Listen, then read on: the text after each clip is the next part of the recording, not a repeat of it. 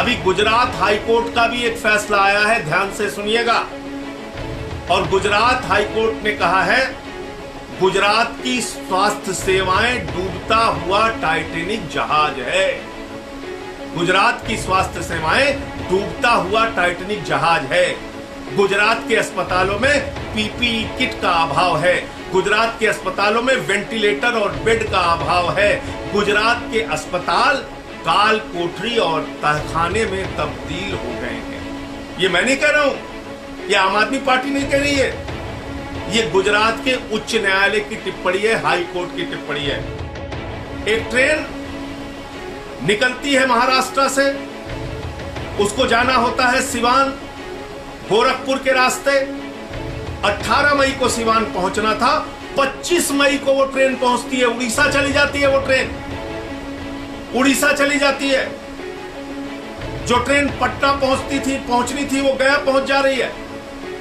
23 घंटे, 24 घंटे, 2 दिन, 5 दिन, यहां तक कि 7 दिन तक ट्रेन लेट पहुंच रही है, 7 दिन तक। और इसमें क्या हुआ है, वो गरीब मजदूर भूख से रास्ते में मर गए, उनके बच्चे मर गए, 7 लोगों की जान श्रमिक ट्रेन के अंदर चली गई।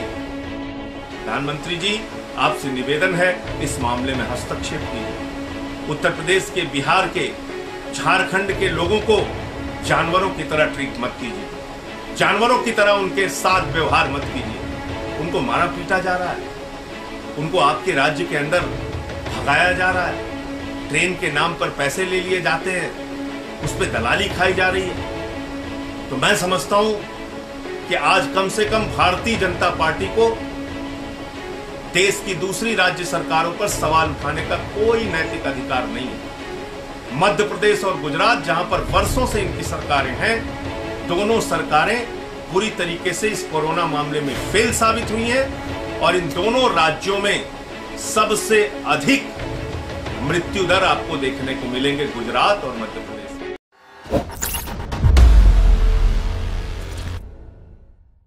जय हिंद साथियों, इस लॉकडाउन के दौरान हमने देखा कि सबसे ज्यादा पीड़ित तबका अगर कोई रहा लॉकडाउन के दौरान तो वो था मजदूर तबका, वो था रोज कमाने रोज खाने वाले तबका, वो था प्रवासी मजदूरों का एक बड़ा वर्ग जिनकी संख्या करोड़ों में है पूरे देश में।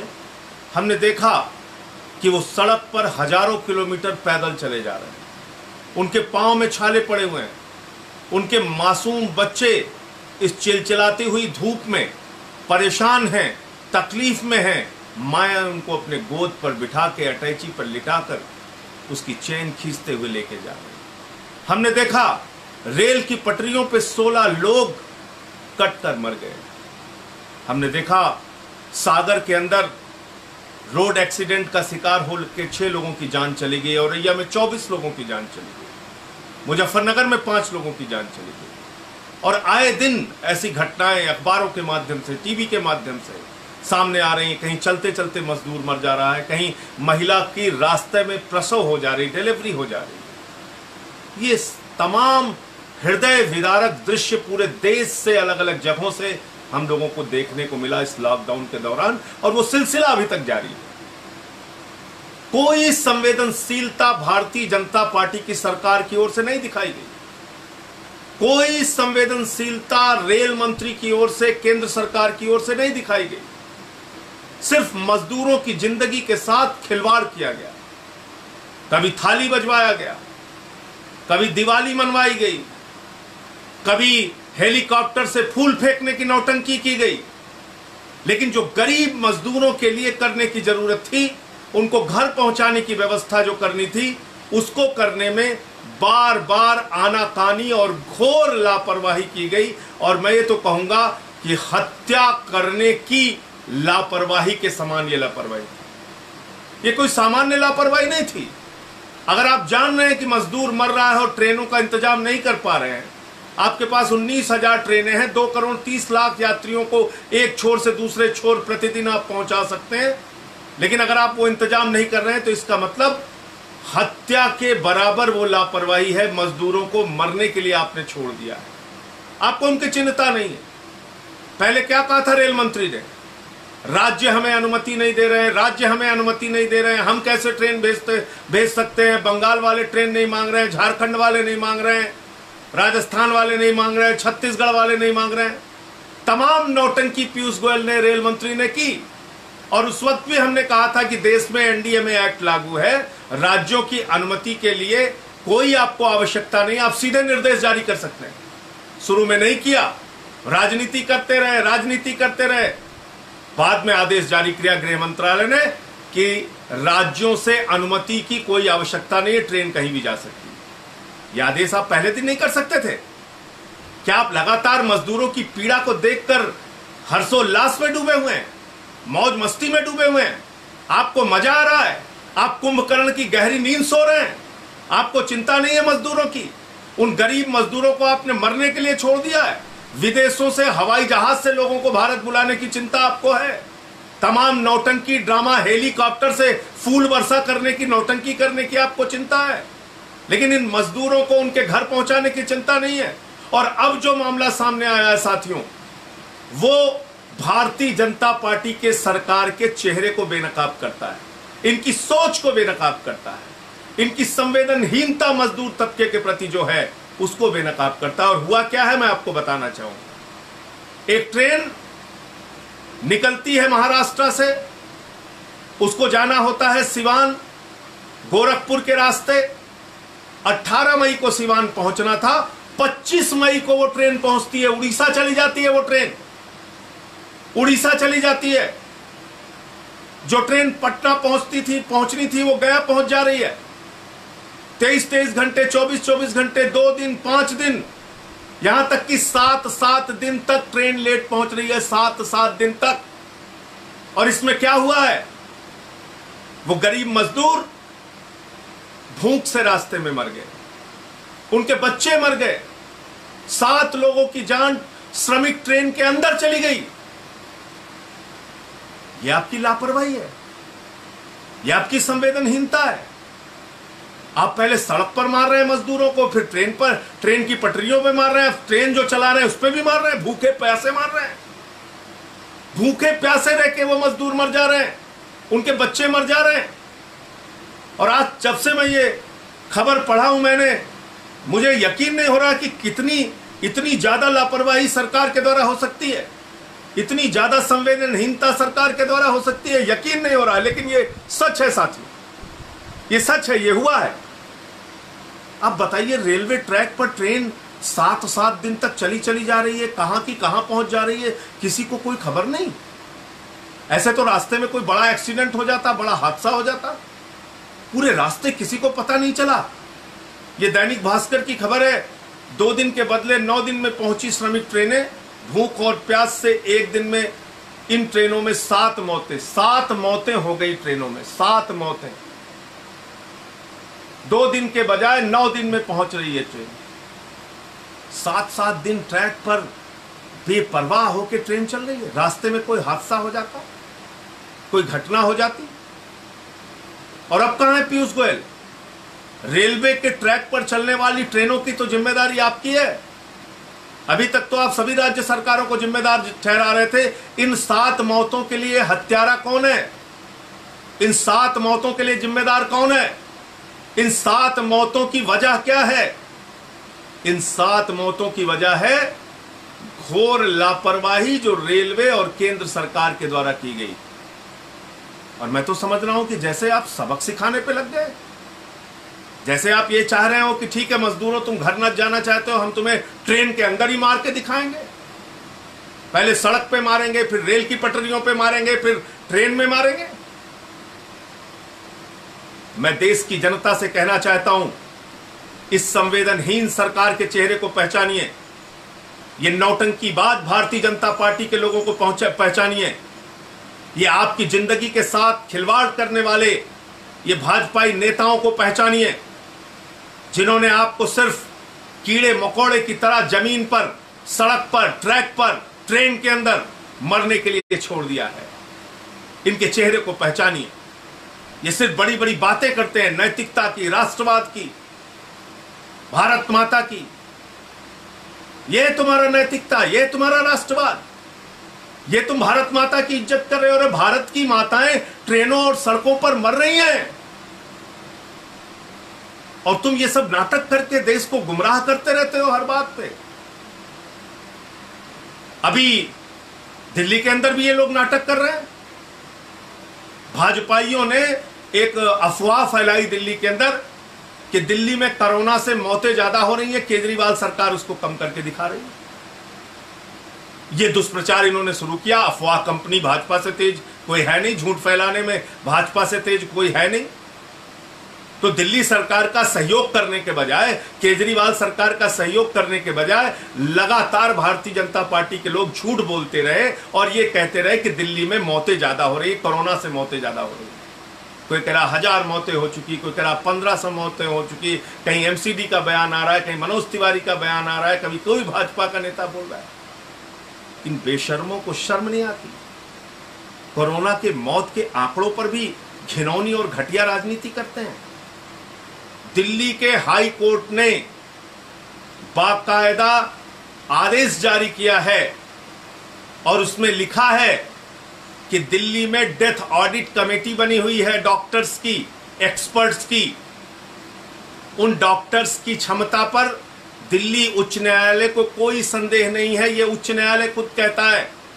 माननीय उच्च न्यायालय ने कहा है डेथ ऑडिट कमेटी की एक्सपर्टीज पर हमको उनकी क्षमता पर किसी प्रकार का कोई संदेह नहीं है और जो मौत का आंकड़ा दिल्ली सरकार के द्वारा, अरविंद केजरीवाल सरकार के द्वारा जारी किया गया है वो पूरी तरह से सच है। और जो हाई कोर्ट में याचिका दायर हुई थी इस संबंध में, उसको दिल्ली हाई कोर्ट ने खारिज कर दिया। यानी भाजपा के झूठ को खारिज कर दिया, भाजपा के चेहरे को बेनकाब कर दिया, भाजपा के अफवाह को बेनकाब कर दिया। और मैंने कल कहा कि भाजपाइयों को इस अक्षम्य अपराध के लिए माफी मांगनी चाहिए। दिल्ली की जनता से, जिसको तुम भयभीत करके रखना चाहते हो, जिसको तुम डरा के रखना चाहते हो, जिसको मौत के आंकड़े बढ़ा बढ़ा के दिखा के तुम डराना चाहते हो। तो यह थी दिल्ली हाई कोर्ट के संबंध में जो फैसला आया था उसकी जानकारी। दूसरा, पिछले 25 साल से लगातार भाजपाई सुबह से लेकर रात तक Gujarat model, Gujarat model, Gujarat model, पूरी दुनिया में डंका पीटते हैं गुजरात मॉडल। और उसी गुजरात से हमारे प्रधानमंत्री आदरणीय नरेंद्र मोदी जी आते हैं और उसी गुजरात से गृह मंत्री अमित शाह जी आते हैं। लेकिन क्या हुआ उस गुजरात मॉडल पे? अभी गुजरात हाईकोर्ट का भी एक फैसला आया है, ध्यान से सुनिएगा। और गुजरात हाईकोर्ट ने कहा है गुजरात की स्वास्थ्य सेवाएं डूबता हुआ टाइटैनिक जहाज है। गुजरात की स्वास्थ्य सेवाएं डूबता हुआ टाइटैनिक जहाज है। गुजरात के अस्पतालों में पीपीई किट का अभाव है। गुजरात के अस्पतालों में वेंटिलेटर और बेड का अभाव है। गुजरात के अस्पताल काल कोठरी और तहखाने में तब्दील हो गए हैं। ये मैं नहीं कह रहा हूं, ये आम आदमी पार्टी नहीं कह रही है, ये गुजरात के उच्च न्यायालय की टिप्पणी है, हाई कोर्ट की टिप्पणी है। और अगर ये टिप्पणी दिल्ली सरकार के बारे में होती या कहीं विपक्षी राज्य सरकार के बारे में होती तो सारे भाजपाई भक्त मिलकर इस समय पूरे देश के अंदर हल्ला हंगामा नौटंकी नाच कर रहे होते। लेकिन क्योंकि गुजरात के बारे में ये टिप्पणी है, गुजरात के मॉडल पे ये टिप्पणी है, गुजरात की स्वास्थ्य सेवाओं की बदहाली पर यह टिप्पणी है, तो पूरी की पूरी भारतीय जनता पार्टी खामोश है। अरे क्यों नहीं जवाब देते प्रधानमंत्री जी और अमित शाह जी और रूपानी जी कि गुजरात में ये स्वास्थ्य सेवाओं की हालत क्यों है? क्यों नहीं आप बताते कि हाई कोर्ट को ये टिप्पणी क्यों करनी पड़ी? क्यों नहीं आप बताते कि मृत्यु दर के मामले में, कोरोना से मृत्यु दर के मामले में सबसे अधिक अगर किसी राज्य में कोरोना से मृत्यु हो रही है तो वो है गुजरात राज्य। गुजरात, यह है गुजरात का स्वास्थ्य मॉडल। वहां पे सबसे ज्यादा मृत्यु हो रही है।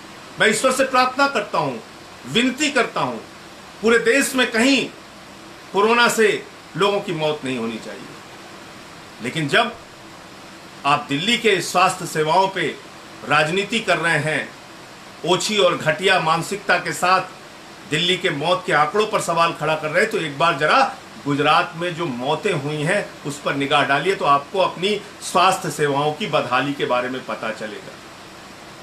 कल परसों तक के आंकड़े 865 लोगों की जान गुजरात में जा चुकी है। खुद वहां के महाधिवक्ता एडवोकेट जनरल कहते हैं कि गुजरात में 70% लोगों को अगर अहमदाबाद में जांच की गई तो पॉजिटिव पाया जाएगा। तो किस ओर बढ़ रहा है गुजरात, किस ओर बढ़ रहा है गुजरात की स्वास्थ्य सेवाएं, और इस पर कोई जवाबदेही नहीं। आप गुजरात के अंदर हाई कोर्ट ने कहा आपने प्राइवेट लैब बंद कर दिया, प्राइवेट पैथोलॉजी बंद कर दी। प्राइवेट लैब और पैथोलॉजी में जांच नहीं हो सकती किसी व्यक्ति की अगर वो चाहे तो। गुजरात में 49 रुपए का मास्क 65 रुपए में बेचा जा रहा है, यानी मास्क के मामले में भी दलाली खाई जा रही है। और हमने तमाम दृश्य देखा, भले ही आपने टीवी चैनल पे बहस ना देखी हो, भले ही आपने टीवी चैनल पे वो दृश्य ना देखा, उसके कारण आप जानते हैं, मैं उसके डिटेल में नहीं जाऊंगा। अगर दिल्ली में कोई मामला हो जाता है तो टीवी चैनल्स पे प्रमुखता से दिखाया जाता है, महाराष्ट्र में बंगाल में कोई मामला हो जाता है तो टीवी चैनल्स पे प्रमुखता से दिखाया जाता है। लेकिन गुजरात में इतनी बड़ी बड़ी खबरें आई, उसको कितना टीवी चैनल पे दिखाया गया और कितनी उस पर डिबेट हुई, आप अच्छी तरह से जानते हैं। क्या हुआ वहां मजदूरों के साथ? वहां पर मजदूरों को बुरी तरीके से लाठियों से पीटा गया। मजदूर जब सड़कों पे उतरे तो उनको दौड़ा दौड़ा के मारा गया। उनके रोजगार का इंतजाम नहीं, उनके खाने का इंतजाम नहीं, उनको घर भेजने के नाम पे टिकट का पैसा लिया गया और भारतीय जनता पार्टी के नेताओं का नाम आया। 1,16,000 रुपए झारखंड के मजदूरों से ले लिया, पैसा भी नहीं दिया, टिकट भी नहीं दिया। पैसा मांगने गए तो पीट कर लहूलुहान कर दिया गया। प्रधानमंत्री जी, आपसे निवेदन है, इस मामले में हस्तक्षेप कीजिए। उत्तर प्रदेश के, बिहार के, झारखंड के लोगों को जानवरों की तरह ट्रीट मत कीजिए, जानवरों की तरह उनके साथ व्यवहार मत कीजिए। उनको मारा पीटा जा रहा है, उनको आपके राज्य के अंदर भगाया जा रहा है, ट्रेन के नाम पर पैसे ले लिए जाते हैं, उस पर दलाली खाई जा रही है। तो मैं समझता हूं कि आज कम से कम भारतीय जनता पार्टी को देश की दूसरी राज्य सरकारों पर सवाल उठाने का कोई नैतिक अधिकार नहीं है। मध्य प्रदेश और गुजरात, जहां पर वर्षों से इनकी सरकारें हैं, दोनों सरकारें बुरी तरीके से इस कोरोना मामले में फेल साबित हुई हैं और इन दोनों राज्यों में सबसे अधिक मृत्यु दर आपको देखने को मिलेंगे गुजरात और मध्य प्रदेश में। यह सच्चाई है इन दो राज्यों में। तो मैं सिर्फ इतना चाहूंगा कि आप लोग जागरूक रहिए, अपने नाक, कान, आंख खोले रखिए और देखिए सच में भाजपा आपके लिए क्या कर रही है। वास्तव में भाजपा आपकी जिंदगी के साथ कितना खिलवाड़ कर रही है और इन बेईमानों का, इन संवेदनहीन लोगों का जवाब दीजिए। बाहर निकलिए। इंकलाब जिंदाबाद, आम आदमी जिंदाबाद।